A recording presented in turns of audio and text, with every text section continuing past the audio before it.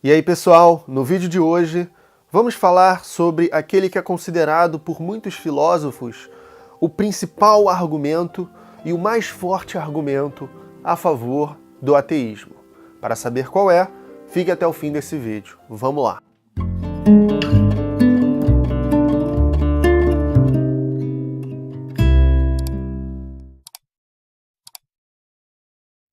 Em uma cela do campo de concentração de Auschwitz, foi encontrada uma frase escrita por um prisioneiro. Se existe um Deus, ele terá que implorar pelo meu perdão. Em um mundo onde ocorrem genocídios como o Holocausto, catástrofes naturais de diversos tipos, uma variedade de doenças terríveis como câncer, Alzheimer, fibrose cística, ainda faz sentido crer em um Deus omnibenevolente, maximamente amoroso? Você já deve ter percebido que eu estou falando, é claro, do problema do mal.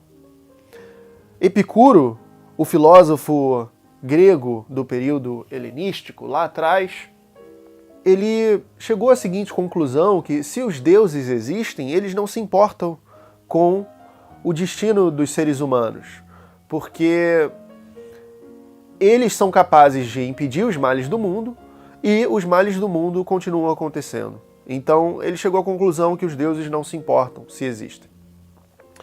Agora, a gente pode pensar na resposta de Agostinho, que é uma resposta muito sofisticada da parte teísta para lidar com o problema do mal.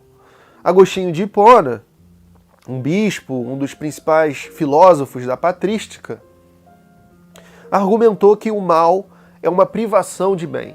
O mal não tem substância. Então o mal não existe. O mal é ausência e não uma presença. Ok?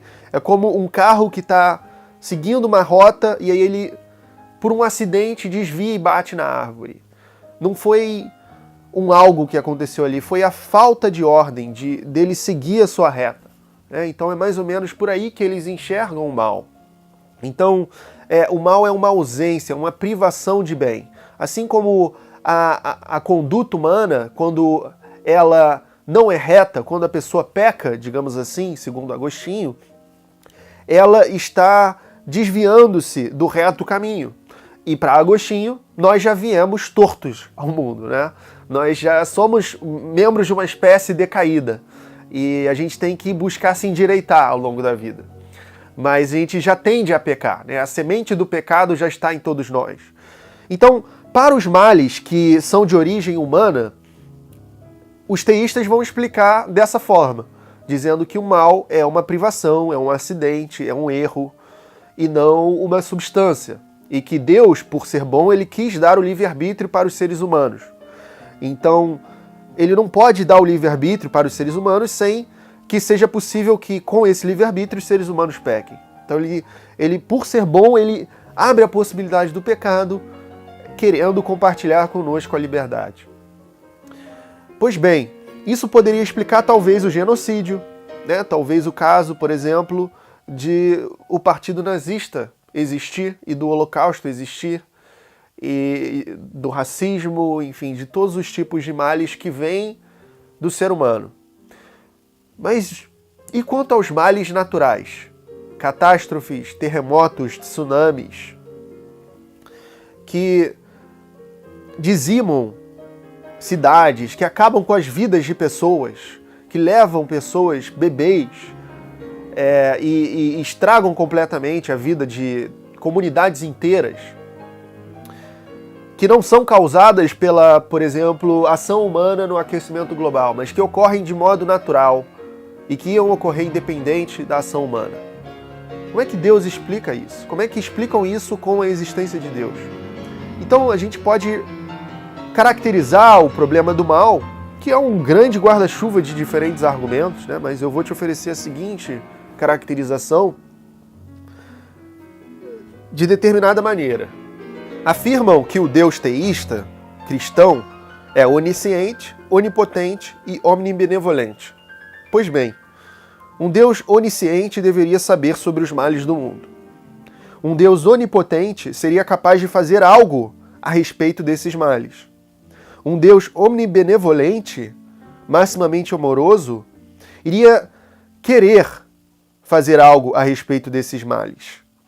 Como nada é feito a respeito desses males, e as pessoas continuam tendo câncer, e catástrofes naturais continuam acontecendo, Deus não existe. O Deus teísta cristão não existe. E você, lá no fundo, talvez saiba como que o cristianismo é extremamente implausível. A fé nesse Deus cristão é algo tão enraizado desde o berço das pessoas, desde a sua criação em torno de uma comunidade que legitima isso por meio de uma neurose coletiva, de uma infantilidade, que é praticamente inconsciente a maneira que essas pessoas agem sustentando essas crenças, ignorando todos esses problemas com objeções e argumentos muito evidentes, contrários à existência desse Deus. Porque eles viveram tanto tempo com isso que eles não querem abandonar de jeito nenhum. É preciso muita coragem para você ser capaz de abandonar algo que foi muito importante para você ao longo da sua vida e que você descobre que é falso. Aí, diante disso, argumentar que existe um bem maior que você não compreende, como argumenta Agostinho, e que, por exemplo, envolve crianças de 5 anos sofrendo com fibrose cística e morrendo aos 9, isso tudo faz parte de um mundo melhor, que você não compreende por que essas crianças precisam sofrer assim, é uma declaração de santa ignorância. Para você dar conta desse problema, filosoficamente, você precisa ir de anos de experiência no circo. Talvez membros do Circo du Soleil possam lidar com o problema do mal, porque é preciso muito malabarismo para lidar com esse problema e sustentar a crença no Deus cristão, ok? Então vai treinando. Você quer aprender filosofia, adquirir cultura e saber argumentar com propriedade? Então, a mentoria Academia da Razão, Filosofia e Pensamento Crítico é a oportunidade que você precisa. Não se trata de um curso de História da Filosofia, é muito mais do que isso. Na verdade, se trata de uma série de cursos que vão sendo acrescentados ao longo do tempo de diversos assuntos da filosofia, assim como um clube do livro semanal. Não perca seu tempo investindo em milhares de cursos online. O lugar para você desenvolver e cultivar o seu conhecimento filosófico é aqui. Eu sou Matheus Benites, mestre, escritor e divulgador científico de filosofia, e te convido a se juntar a mim para desenvolver seu intelecto e transformar a sua maneira de pensar. Chega de distrações. Seja o intelectual que você é capaz de se tornar. Seu caminho para um pensamento honesto e fundamentado começa aqui.